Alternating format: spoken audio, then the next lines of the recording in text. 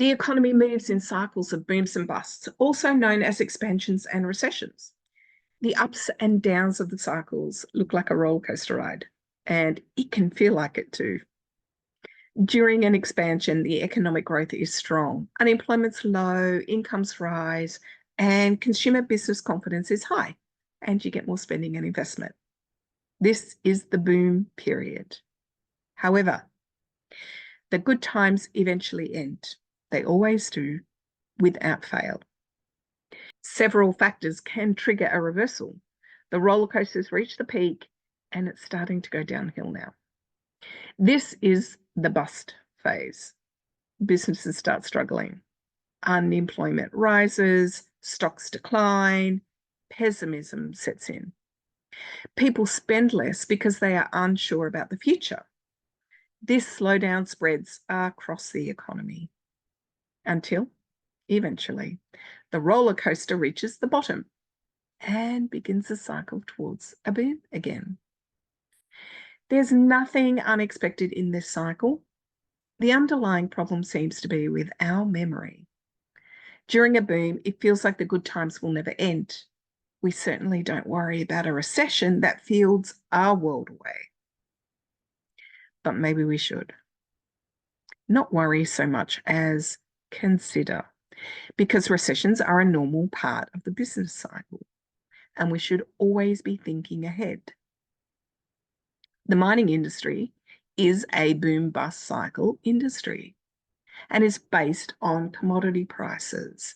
In a boom period, high commodity prices lead to increased revenues and profits for mining companies. This encourages more investment in new mines, equipment, hiring more workers, etc. Access to credit is easy. A downturn in the commodity prices leads to decreased revenues, declining profits, a bust. Mining companies will cut back on production by closing mines, laying off workers, called redundancies. They sell assets, etc. Access to credit becomes tight. Now, a typical cycle can last anywhere from 5 to 10 years on average, but the magnitude of the cycle, now this can vary quite a lot.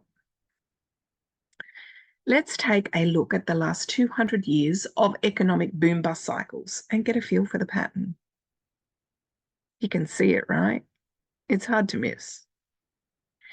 There's a link in the description below to the article that I got this data from. It's got a lot more detail in it if that's what you're looking for. Now, the data ends 10 years ago, but let's look at the last 20 years very quickly. I got this from the Fed. The two main economic impacts of the last 2 decades, the global financial crisis and the COVID-19 pandemic, can be seen clearly in this graph. Well, what I hope you can see is that there is no sign of any bust there.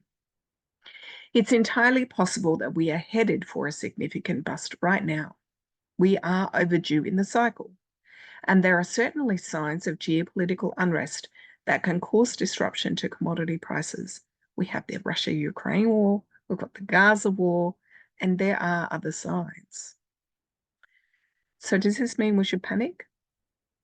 Well, that's not my recommendation. But while things do get harder and many people will be affected, it's time to start thinking about the industry and looking for opportunities for us during this time. When hard times hit, mining companies need to pivot and re-strategize. They typically care about just 2 things: cutting dead weight and getting the smartest people to help them. The dead weight can be any expenses that are not returning immediate value to the business, like closing central offices that have large overheads, reducing the labour workforce, there's that word again, redundancies, especially non-operational roles, cutting back on training and development. You get the gist. So how do you capitalise on this? You make sure that you are one of the smartest people. Simple.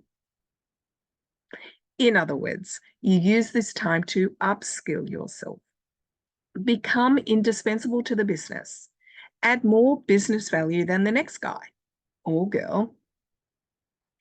When you're looking to upskill, don't just think about the skills that you need today. If a company is downsizing, everyone's roles become less specialized as they take on tasks from roles that have been made redundant. If you want to be one of the smartest people, look to your own weaknesses and focus on building those up first. Now, there's an added benefit to doing this. That is, when the next boom comes, you're in the strongest position you can be to ride the wave of opportunities for your career to take off.